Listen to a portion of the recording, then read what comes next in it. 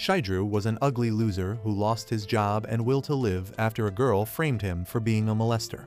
But when he gets a chance to go to another world, he sacrifices his looks and ability to touch girls in exchange of absolute power that turns him into a god. Shigeru was always ugly, but he was never a bastard. He was a regular office worker who didn't let his ugly appearance stop him from being an upright human and living his life to the fullest. He treated everyone with respect and had a modest social life. But everything changed when a woman falsely accused him of touching her on a train. No one believed him just because he was ugly, and the matter soon went to court. Shigeru pleaded guilty to pay a small fine and get out of it quickly, but his plan backfired and he was kicked out of his job for being a certified molester. However, a few years later, the woman who falsely accused him was arrested for running a scam. She wasn't even in it for money and framed the men she found ugly on purpose. Shigeru was furious, but he couldn't do anything about it. Because of the trauma he faced from the incident, he lost his confidence, and he could not find a job. Things got worse as time passed, and Shigeru became a jobless shut-in. He ate through his savings and even his parents' money when one day, he reads an article about people going missing in his area. He wishes he would disappear too, but as he reads the comments under the article, he finds a guy who claims that he visited another world. He says that he messed up by distributing his stat points wrong at the beginning and had to return back to Earth by sacrificing half his life. Shigeru laughs at this, but he is too desperate and decides to follow the instructions left by the guy. He faces towards the windows with his arms raised, and then, as the clock hits 2, his laptop screen changes by itself, asking him if he wants to start a new life. Shigeru thinks it is just a virus, but he plays along, clicking next on the page. The next page shows him that he would be 16 years old in the new life, and he could alter how many points he would put into his looks.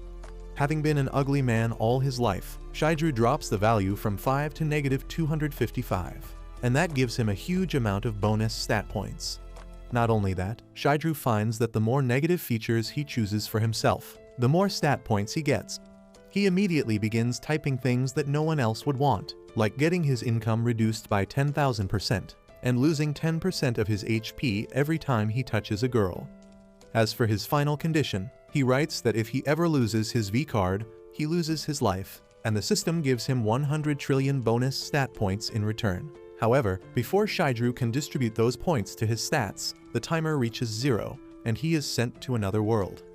When he wakes up, he finds that he has become more ugly than he was in his previous life, and on top of that, he is twice as heavy as the average American. Just then, more people arrive there, and Shigeru gets shy on seeing the 2 girls in their underwear. The handsome guy takes off his shirt and gives it to one of the girls shivering from cold, and Shigeru tries to be a gentleman and does the same thing. However, the other girl refuses him because she doesn't want something worn by an ugly fatso. Anyway, the handsome guy introduces himself as Seiji.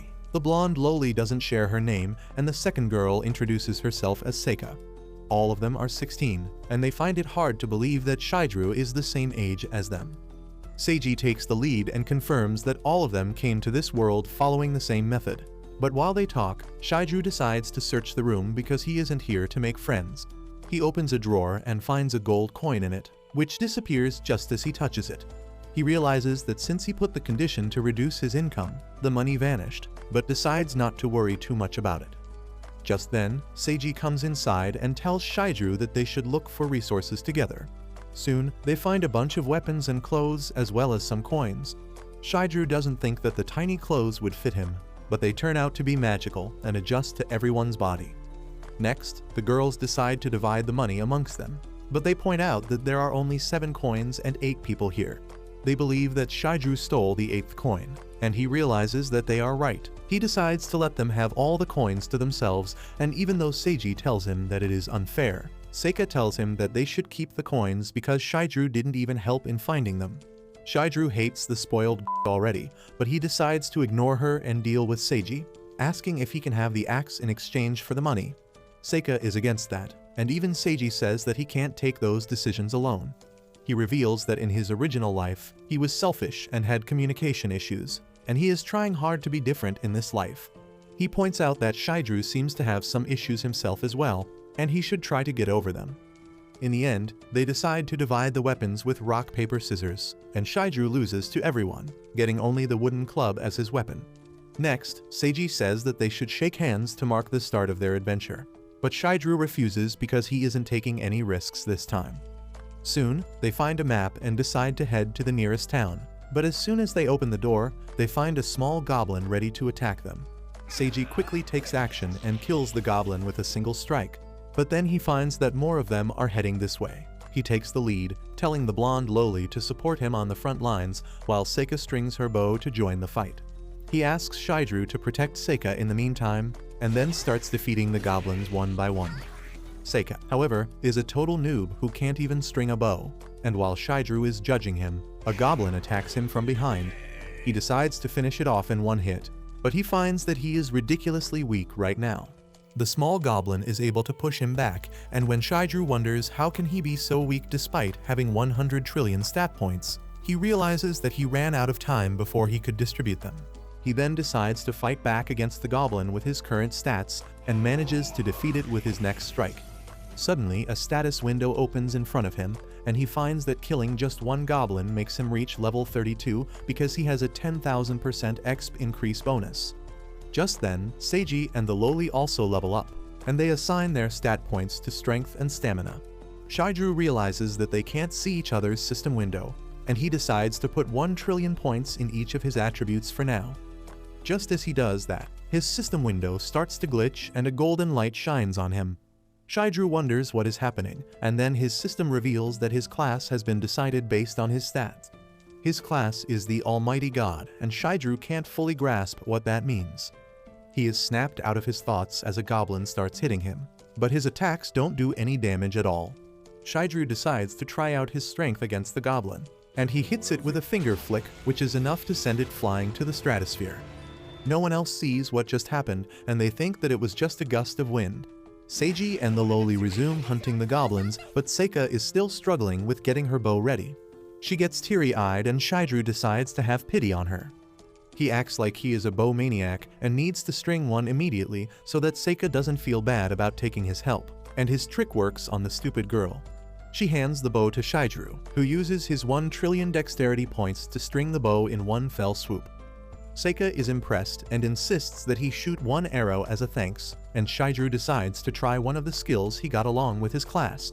He selects the Thunder Arrow skill and then launches the arrow ahead, but instead of hitting any goblin it flies towards the sky instead. Shigeru wonders if his accuracy is that bad, but then suddenly, a gigantic magic circle appears in the sky and a majestic thunder dragon comes out of it, hitting the ground and killing all the goblins.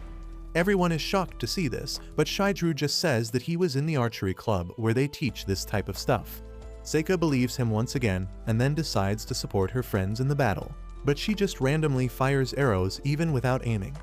Seiji and the Loli decide that they should handle the rest of the goblins as well, and Seika soon runs out of arrows. She gets gloomy and disappointed at her uselessness, and Shigeru pities her yet again. He uses a skill to turn a stick into more arrows and tells her that there are some item drops on the ground.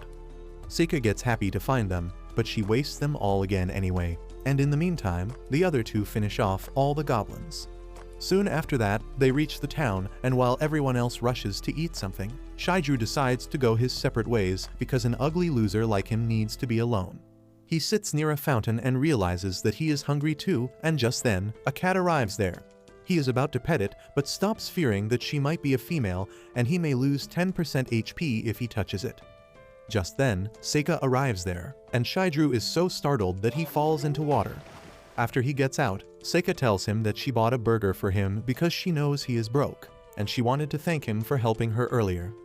Shigeru begins to see her in a more positive light and accepts the huge burger, but coincidentally, their fingers touch, and he gets a powerful shock that makes his throw the burger away. He suffers 58 trillion damage, which is enough to destroy the world 300 times over. But the bigger problem is that Seika is upset now because she thinks that Shigeru threw away the burger on purpose. However, he has his skills from the days when he was a top salesman, and he tells Seika that he was startled because she is too beautiful. He tells her that he will eat the burger she bought for him, and she tells him that it is too dirty.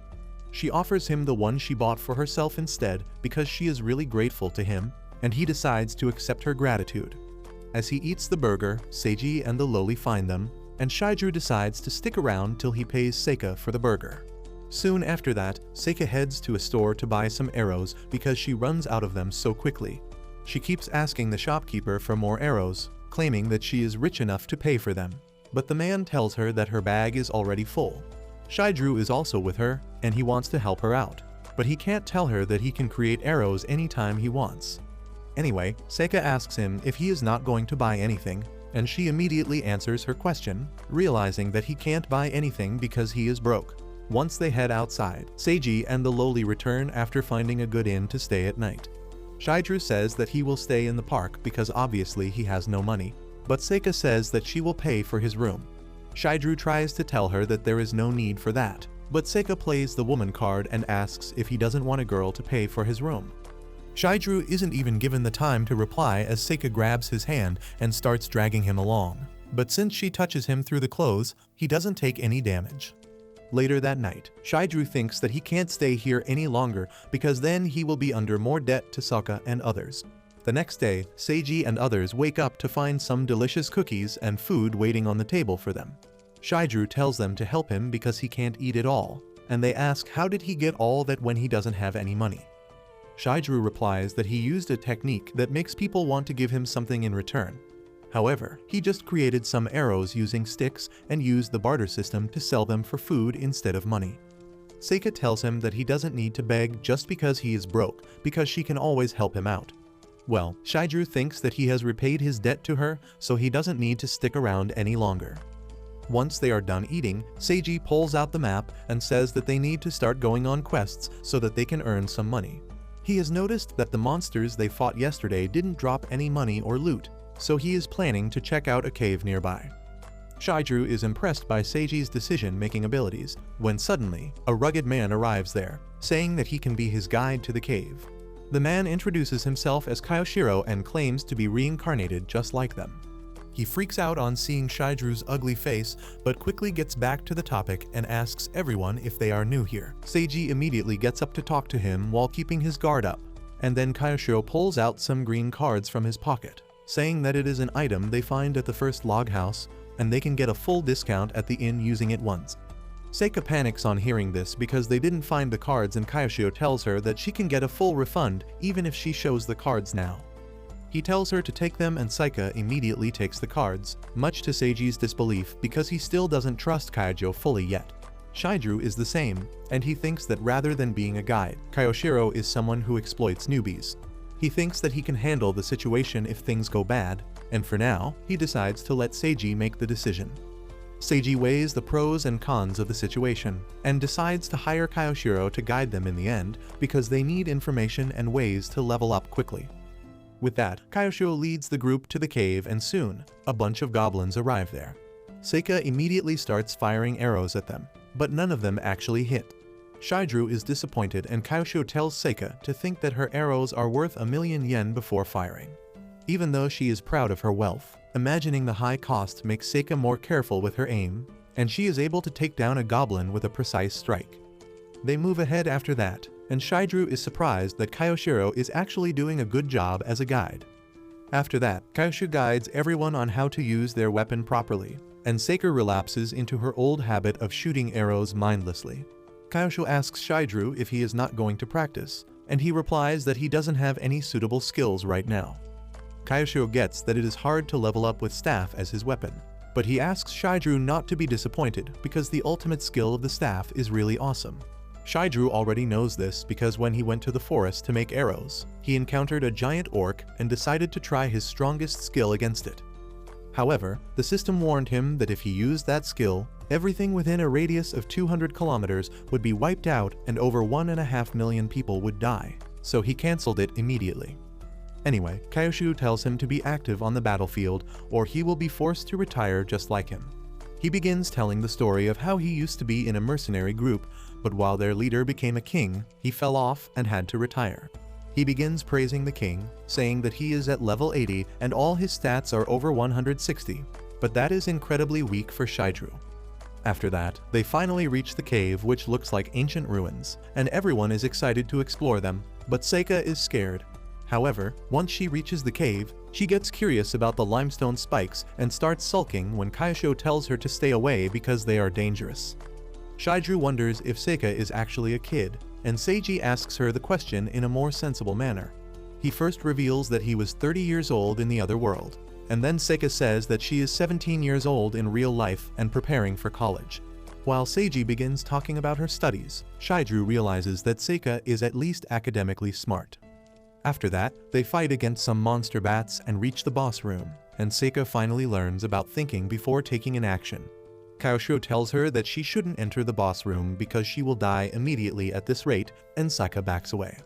Seiji decides to call it a day and thanks Kyoshiro for his help, and he replies that he will make a good leader. However, before returning, he has a special event for the newbies, and he leads them to a conference room to throw a party for them. He says that another summoned person created this safe space where no monster or magic can reach, and inside, there are chips and drinks. Shigeru immediately uses his poison detection skills and finds that the rims of the cans have been spiked with a sleeping drug. Luckily, Seiji is cautious enough to turn down the offer, but when Kyoshiro acts sad and depressed, he apologizes for doubting his sincerity.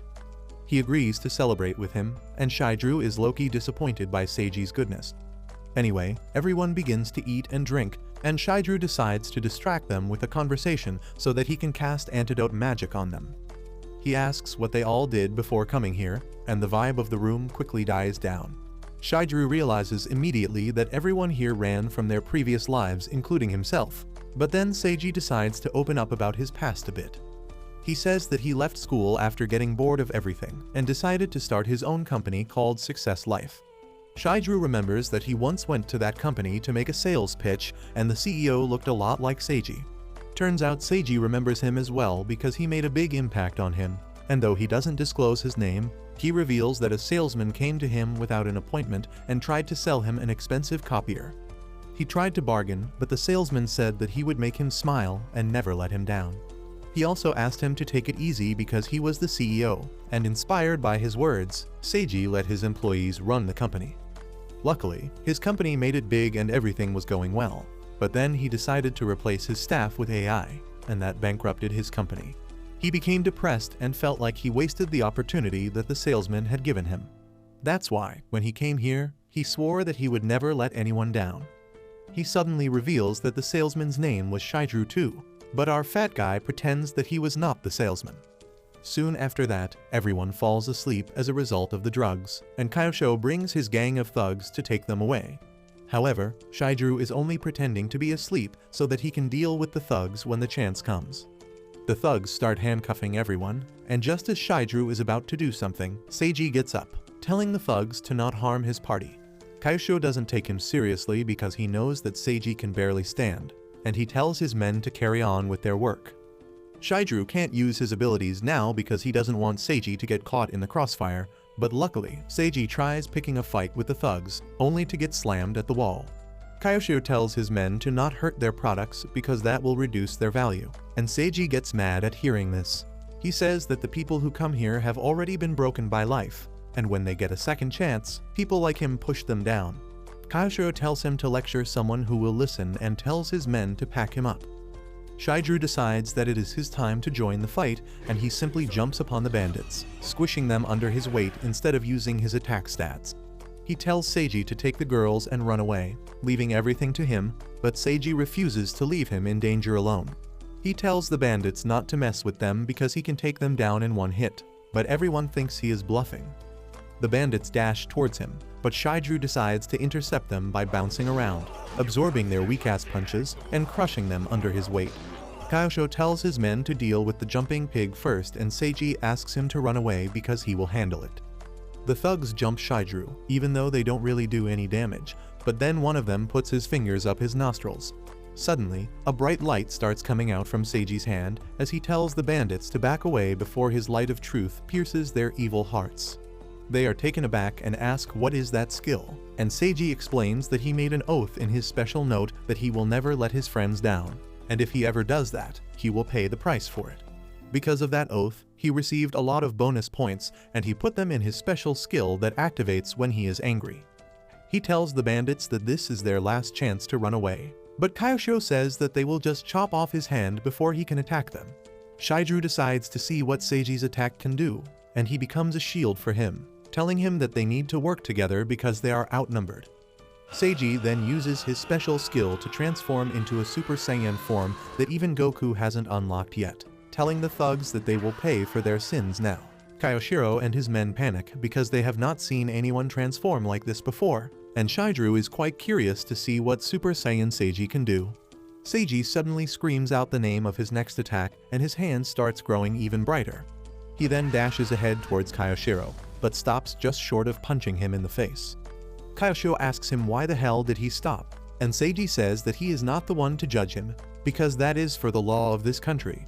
He knows that he can easily destroy the bandits right now, but he wants to give them a chance to repent for their sins and start a fresh life. Shigeru knows that this is as dumb as someone can get while trying to be a lawful good person, but he doesn't try to stop Seiji. Suddenly, Kyoshiro tells Seiji that he wins. He puts his weapon down and kneels before, accepting his punishment, and the naive Seiji believes him. He begins walking away, telling Kyoshiro that he won't forgive him if he commits another crime. Shigeru doesn't warn him this time as well, even though he knows that he is making the worst mistake by turning his back towards the enemy. Using this chance, Kyoshiro rushes to attack Seiji, but Shigeru trips him using his rolling technique. The bandits curse Shigeru and start kicking him, but their attacks don't do any damage. Shigeru casually removes a booger from his nose and flicks it towards the wall, creating a huge explosion. While everyone stares at the destroyed wall in shock, Shigeru sneakily points Seiji's glowing fist towards the wall to make them believe that he did it. However, the problem is that even Seiji can't believe that, and Shigeru decides to step up his game. He says that he clearly saw Seiji execute his ultimate move and a white hawk descended from heaven, blowing up the wall. The bandits totally believe this story even before Seiji himself is convinced. They fall to their knees on realizing that they can't win, and Kyoshiro has tears and snot running down his face as he swears that he won't do bad things ever again. Shigeru realizes that this is not enough to punish them, and he orders the bandits to get in a line. They immediately obey, and then Shigeru asks Seiji to hit them with his special attack. Seiji hesitates because he doesn't want to punish someone who has already accepted defeat. The bandits are also terrified because they think they will die if they get hit by that attack. So Shigeru comes up with a middle ground, telling Seiji to slap those bastards with his righteous fist so that they know the pain of others. He manages to convince Seiji that he is the only one who can turn these bandits on the right path with the power of love. He remembers that Seiji claimed that his glowing fist can pierce all evil, and if the bandits are still acting, they will be destroyed by his slap. However, if they really have had a change of heart, they will be unharmed. However, to his shock, Seiji turns back into his normal form, saying that if he wants to change the heart of the bandits through the power of love, he can't do it using his Super Saiyan form that is fueled by anger. The bandits can't believe that someone can be this stupid, but it all works out in their favor anyway. Seiji has tears in his eyes as he slaps them with love, and the bandits thank him for giving them a chance after being slapped. Once everyone has been slapped, Shigeru ties up the bandits while Seiji carries the girls to safety. However, he is too exhausted to finish the job and collapses. The bandits suddenly get hopeful that they can win against him now, and they try to bribe Shigeru to join their side.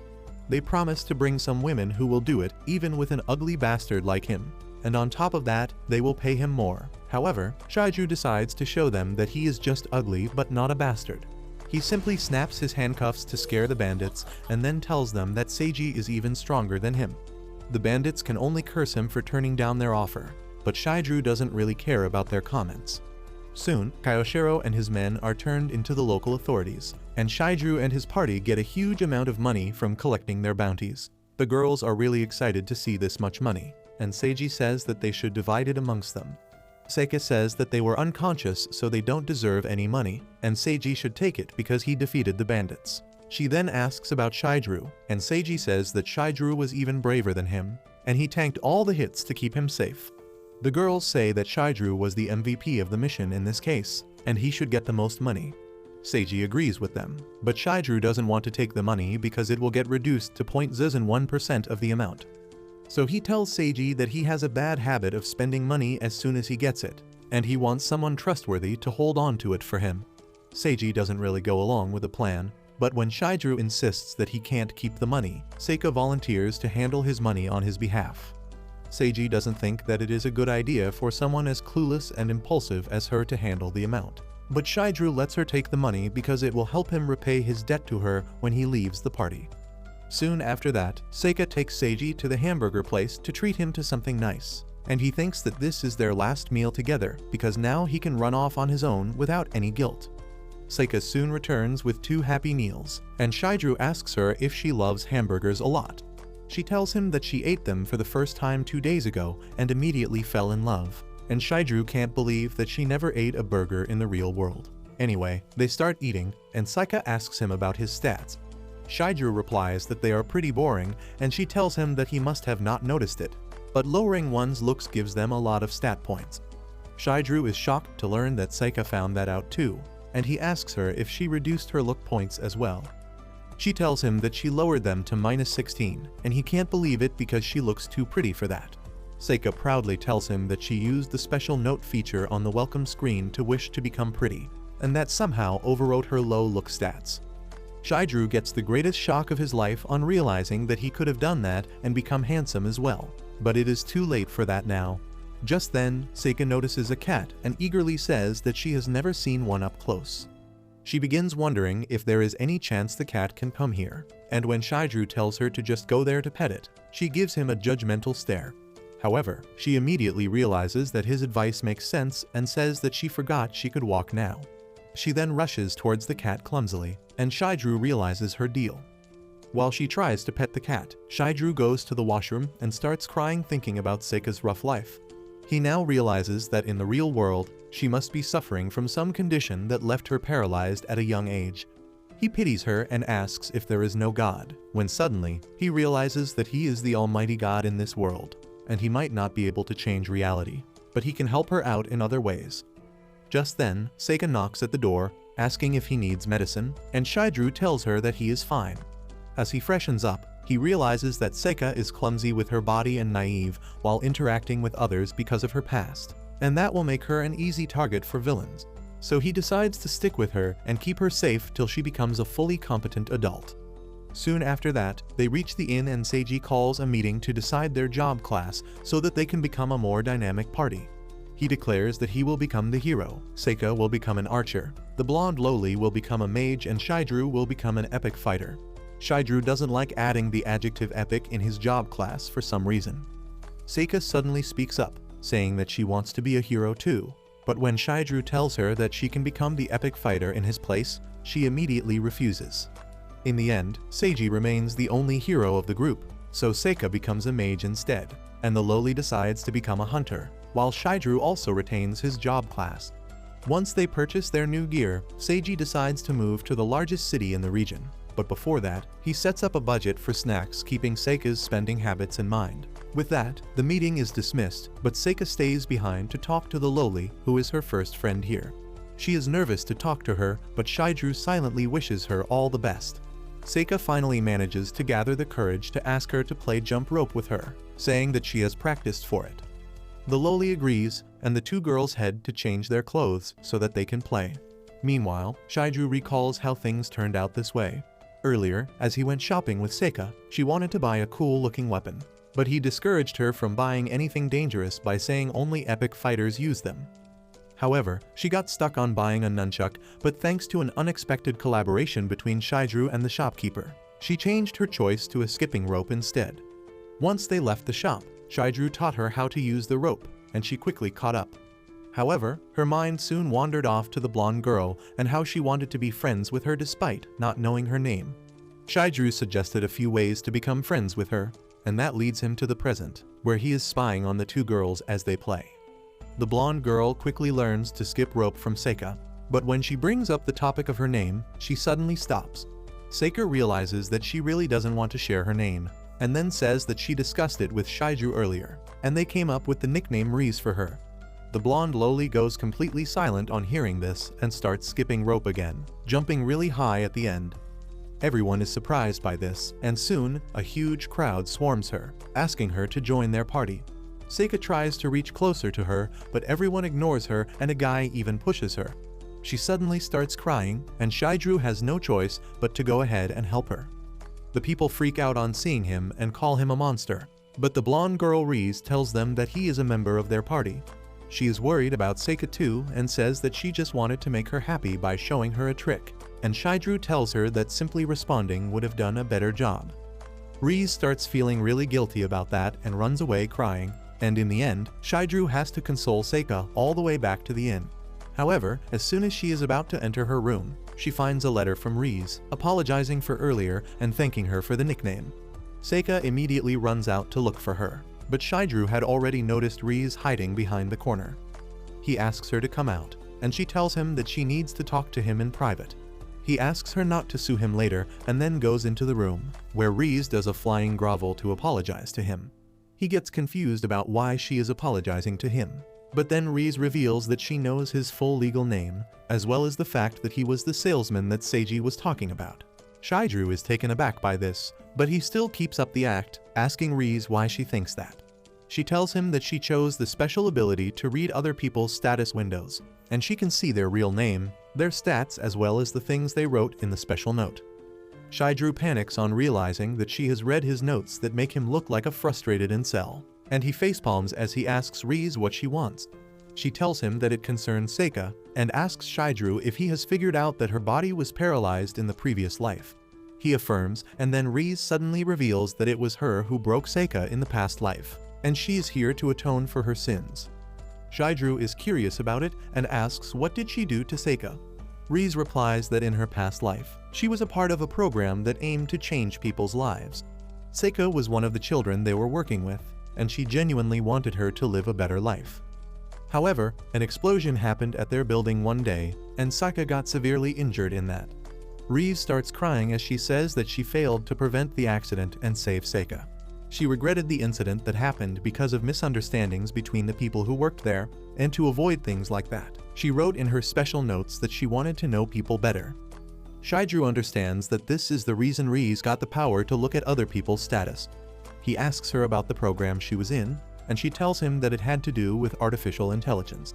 Her story immediately reminds Shigeru that Seiji's company went bankrupt because of an AI program that failed because of an explosion, and he asks Rize if she is talking about that. She affirms, revealing that she is actually Seiji's sister, but she has completely changed her behavior and personality here so he won't figure her out. Shigeru still has his doubts about her story, but Rize tells him that she can't lie because that was the cost of obtaining her special ability. She feels that their coming to this world at the same time is not a coincidence, and their fates were connected in the previous life as well. She knows that Shigeru is trying to make Seika happy, and to guide Seiji to become a better adventurer, and she requests him to let her assist him with that. Shigeru tells her that both Seiji and Seika are too pure-hearted, and they need his support to stay safe in this world. He agrees to work with Rize, and she pulls a Sakura on him, chopping her hair to show her determination. Shigeru is confused because there was no freaking point in doing that, and Rize tells him that Seika said that she looks good with short hair. Anyway, they formally form a pact with that so that they can help their other two friends. The next morning, they get ready to depart to the capital city, and Shigeru arranges a weird turtle-goat hybrid creature that will carry their luggage. Rize is the last one to arrive, and she is moved to tears when Seika tells her that she looks good with short hair. They start their journey with that and soon run into a bunch of monsters. Seika takes one of them down using ice magic, and when another monster attacks her, Seiji protects her while Rize covers their back. They quickly deal with the monsters, and Seika flexes her talent as a magician to Shigeru, who can only nod that she is good. Seiji then remarks that since the sun is setting, they should find a place to set up camp, and everyone agrees. They are heading to the city of Valeria, and because Seika wanted adventure, they chose to climb through the mountains that are full of dangerous monsters and also have no inns to stay at. Luckily, they find a hollow tree trunk where they can rest at night, and Seika is really excited about it. Seiji asks if she would like to collect firewood or go fishing, and Seika confidently declares that she will catch the biggest fish in the river, but she clumsily hooks her own robe first. Shigeru manages to unhook her and then takes her fishing, but they can only wait for the fish to take the bait. Suddenly, Seika begins talking about how she is a crybaby, and she wants to become more mature and collected.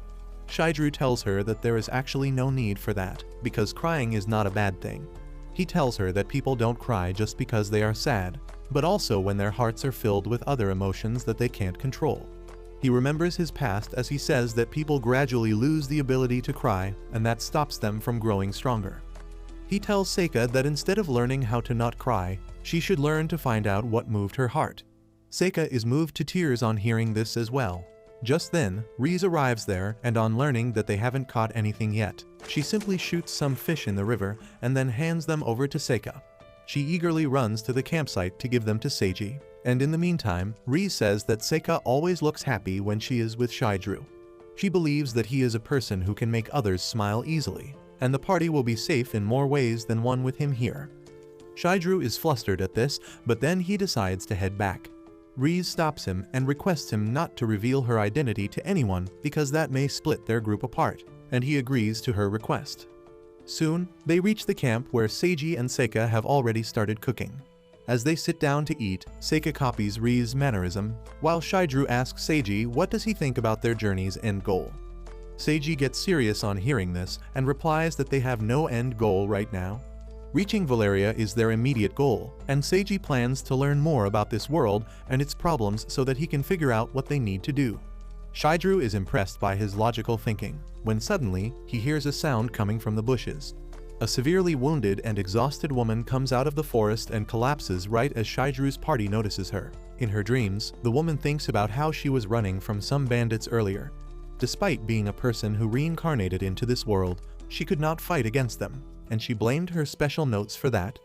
In her past life, she used to be low-key ugly, and her boyfriend dumped her for a pretty girl. Everyone in her social circle constantly mocked her, and the woman started hating pretty girls because of that. Suddenly, her dream ends and she finds herself in the campsite with Seiji looking after her. He tells her that they have cleaned her wounds and applied first aid. Just then, Seika comes there with some warm water to clean her up, and the woman flinches because she hates how pretty she looks. Seiji tells her that Seika was the one who cast healing magic on her, but that doesn't change the woman's attitude either. She gets even more irritated when Seika tries to talk to her and asks Seiji to take her closer to the fire.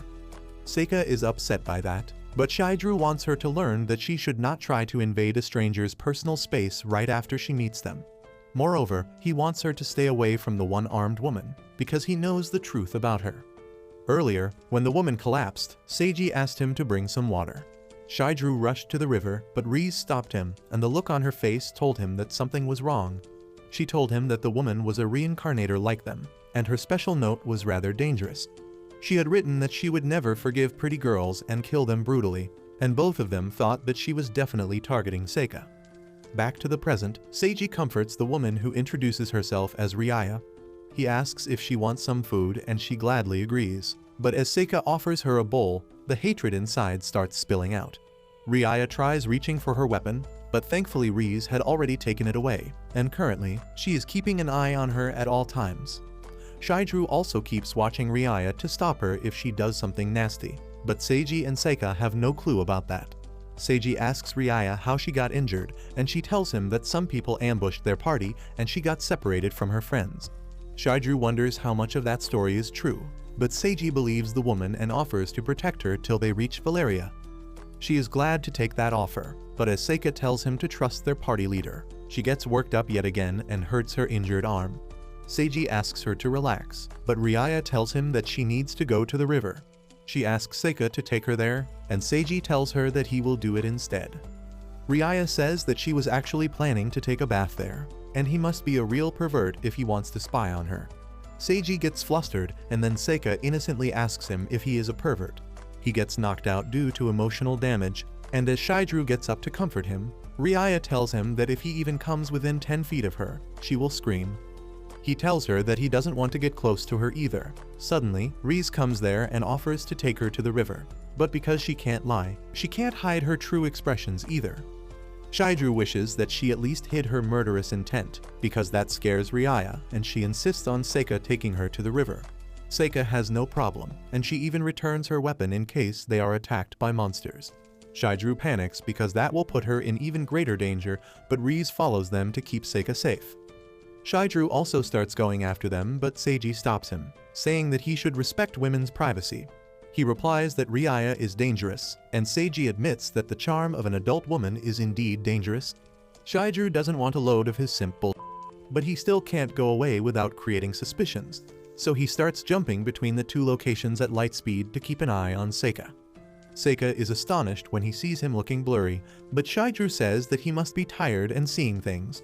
He tells him to get some rest and then uses the sleep spell on him, quickly knocking him out. He then goes to the riverside and watches over Riaya, who suddenly points her sword at Seika. Seika is shocked to see this and asks her if she did anything to offend her. Riaya tells her that she didn't do anything and instead, she is a good girl, but she cannot disobey what she has written in her special notes. She tells Seika that she has sworn to kill all pretty girls because they ruined her life on Earth. So she swore to get revenge on them when she came to this world. She joined various adventure parties, killing the pretty girls and then running off to the next party, but they eventually caught up to her. She tells Seika that it is her turn to die today, but just as she is about to strike her, Ri shoots her sword out of her hands. She pushes Riaya back, and as she tries to grab her weapon, Shigeru arrives there and grabs her hand. She tells him to let go of her, but he draws his sword, telling her that she can't run away now. Then suddenly, a bright light dazzles all of them. They wonder what is going on, and as they look towards the source of the light, they find that it is coming from Seika, who has transformed into a literal angel. But that's where this video ends. Remember to like and subscribe to the channel. Thanks for watching, and I'll see you next time.